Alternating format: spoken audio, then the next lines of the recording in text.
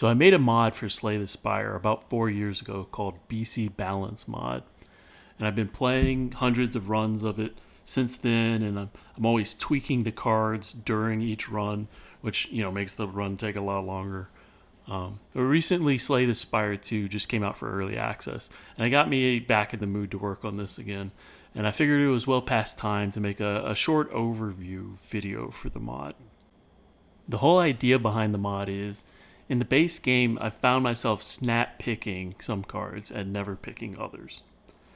So that got me wondering, how much would I have to buff the cards that I never take, or nerf the cards that I always take, in order to sort of level the playing field and make the decisions more interesting for me personally? Yeah, so that really snowballed and got away from me. And the end result was I made changes to about 60% of the existing cards.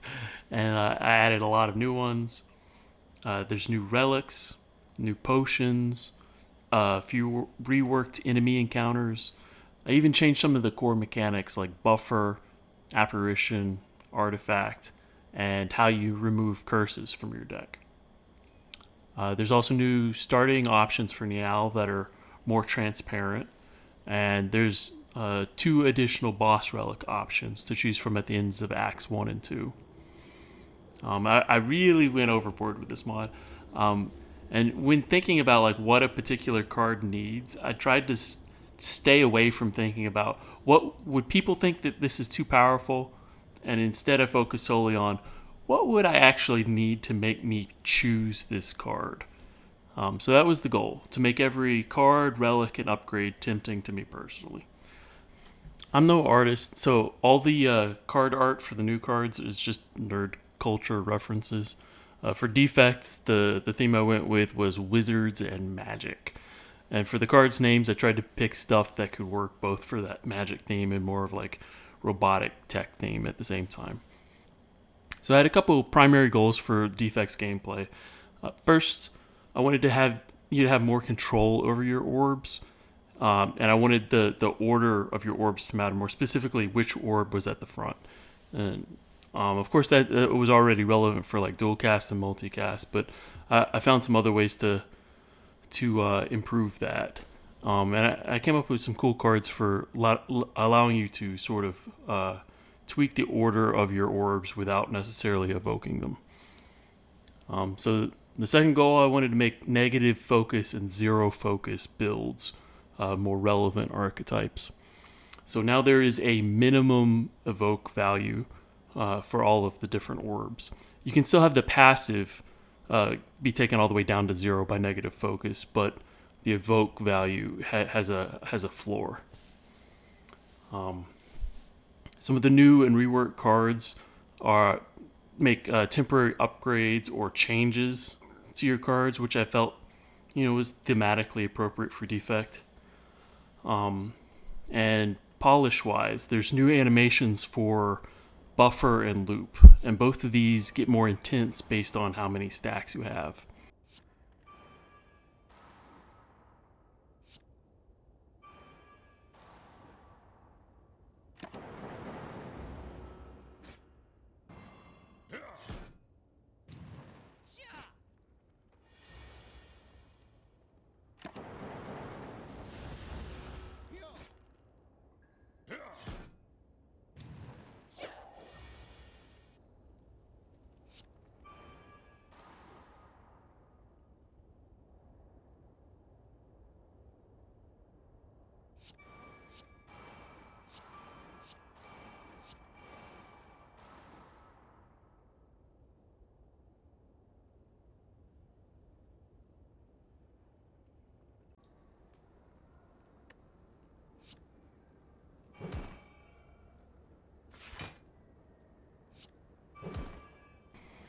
I also changed it so that the passive number for each orb is on the bottom and the evoke number for each orb is on the top, which was flipped around on dark orbs for some reason in the base game.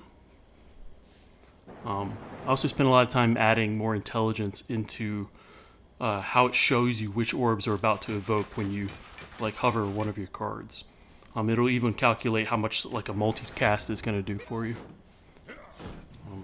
And each of the characters also gets a reworked starting deck, with the goal being to give you a little bit more of the character's core flavor from that, from that very first combat. Next up is Silent. The theme I went for her card art is Swamp Ninja. So first up, she's got some cool new flexible choice cards. So they work sort of like Watcher's Wish card, where after you play it, you get to pick from one of several effects. And none of the effects are as strong as an equivalent card for another character. But they become a lot more powerful just in having the flexibility to pick which things you want. And it makes for some really cool gameplay decisions during combat that ended up working out really well. Her big new mechanic is hidden shivs. They're still the normal shivs, but these hidden shivs are this buff that appears on your character. I get sick of shivs like clogging my hand too much. So some of the cards, like Infinite Blades, will generate these hidden shivs that are a buff on your character, and they work like ammo. And the way you launch them at the enemy is you anytime the enemy takes attack damage from one of your cards, it'll launch hidden shivs at the enemy in addition, if you have them. And they're affected by all the same things as normal shivs are, like accuracy, strength, and vulnerable. And so what this means is cards that hit multiple times, like Riddle with Holes, now have synergy with a shiv build, which was pretty cool. And they're really fun. They make this satisfying little clink sound whenever you acquire them. So her prowess in applying weak and poison got some new support. And with regard to polish, Phantasmal Killer has a new animation. And when you go to select cards to retain with well-laid plans, it'll gray out any of the cards that are already retained or ethereal. Also, the title on cards that are retained will always be this orange color, and ethereal will be purple. So it's easier to see what's retained and what's ethereal just by looking at the cards' names. And here's her reworked starter deck.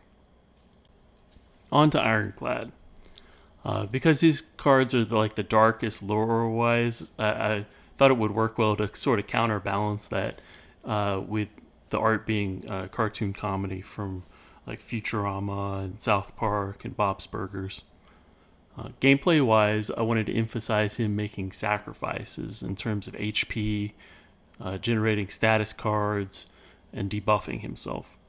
This is a good time to mention that Artifact no longer blocks self-inflicted debuffs. It only blocks debuffs from the enemies. So you can't get around like some of the cards that make himself vulnerable. And a lot of the cards require him to make HP sacrifices, but he also has some new healing tools to sort of counterbalance that. Many of his cards are ethereal, which adds support for a new ethereal archetype.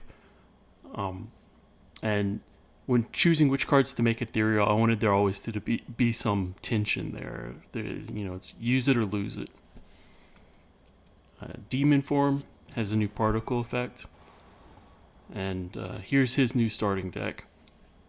And I know having a single bite in the starting deck is going to be controversial, but you got to keep in mind that there's a lot more of his cards that require you to sacrifice health. So keep that in context. Last but not least is Watcher. Her new cards have this outer space sci-fi theme. One of my main goals with her, just to be real blunt, was to nerf the combo of doing Rush Down and Tantrum. So part of the nerf is making Wrath entrance cards more expensive. Another part of the nerf is I changed Ascension 13 to add this Dizzy mechanic that makes it much more difficult to just play a few cards between each shuffle. You need to average 10 cards or more between each shuffle for this Dizzy mechanic to not build up. But with that being said, I gave some love to the empty something cards, the empty hand, empty mind, empty body, and I added a new one called empty spirit. And these make the stance dancing more interesting.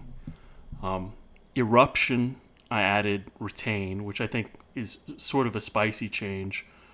It always costs 2 mana now. The upgrade doesn't reduce its cost.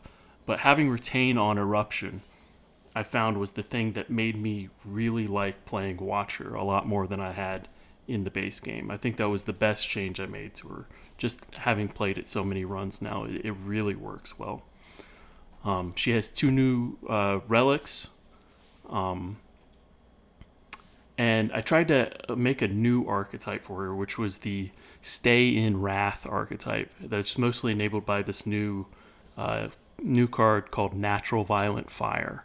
And there's a few other cards that help with this Stay in Wrath sort of archetype. Her starter deck changed less than the others, but adding Retain on her Eruption makes it feel completely different. Let's look at some of the reworked enemy encounters I did.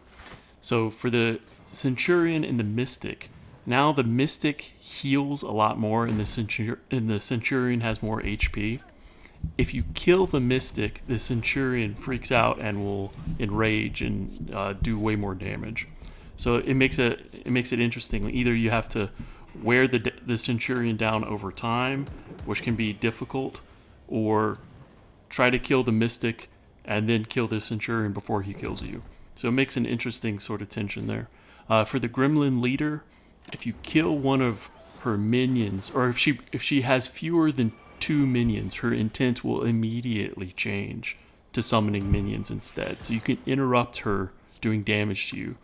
But this can be kind of difficult because she's constantly summoning new stuff. There's a buff indicator underneath her showing how many reinforcements she has left to summon. So she will eventually run out. But this one challenges particular decks more than others. Like if you have no AoE, you're going to really struggle on this one. I changed Gremlin Knob to make him so that he gains strength when you gain an instance of 5 block or more.